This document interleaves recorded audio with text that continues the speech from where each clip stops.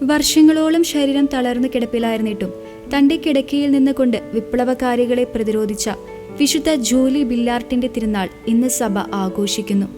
വടക്കൻ ഫ്രാൻസിലെ പിക്കാർഡിയയിലുള്ള കൂവിലി എന്ന ഗ്രാമത്തിലാണ് ജൂലി ജനിച്ചത്. കുട്ടിക്കാലം മുതലേ മറ്റുള്ളവരെ വിശ്വാസം പഠിപ്പിക്കാൻ അവൾക്ക് വലിയ താല്പര്യമായിരുന്നു.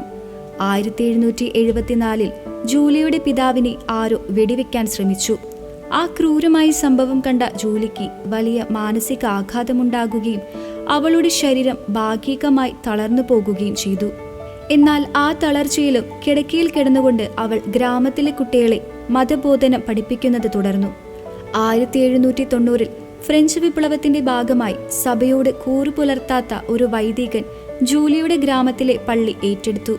ഈ വൈദികനെ കാണാൻ പോലും ജൂലി തയ്യാറായില്ല.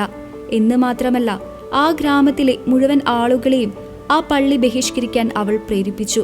ദൈവത്തോടും സഭയോടും കൂറില്ലാത്തവർക്ക് പിന്നാലെ പോകുന്നത് ആത്മരക്ഷയ്ക്ക് തടസ്സമാണെന്ന് അവൾ വിശ്വസിച്ചു. ദൈവമില്ലാതെ ജീവിക്കുന്നതിനേക്കാൾ നല്ലത് അത്തരം വൈദികരെ അനുസരിക്കുന്നതല്ലേ എന്ന് ചോദിച്ച സുഹൃത്തിനോട് ജൂലി പറഞ്ഞത് ഇങ്ങനെയാണ്: വിശുദ്ധ കുർബാന ഇല്ലാതെ ജീവിച്ചാലും വേണ്ടില്ല, തെറ്റായ മാർഗത്തിൽ പോകരുത്. ദൈവം ആകാശത്തു നിന്ന് ഒരു മാലാഖയെ അയച്ചാണെങ്കിലും നമ്മെ രക്ഷിച്ചുകൊള്ളും എന്നാണ്. ജൂലിയുടെ ശക്തമായ എതിർപ്പിൽ പ്രകോപിതരായ വിപ്ലവകാരികൾ അവളെ കൊലപ്പെടുത്താൻ ശ്രമിച്ചു. തുടർന്ന് അവൾ ഒരു വൈക്കോൽ വണ്ടിയിൽ ഒളിച്ചു കടക്കുകയും ഒളിവിൽ കഴിയുകയും ചെയ്തു.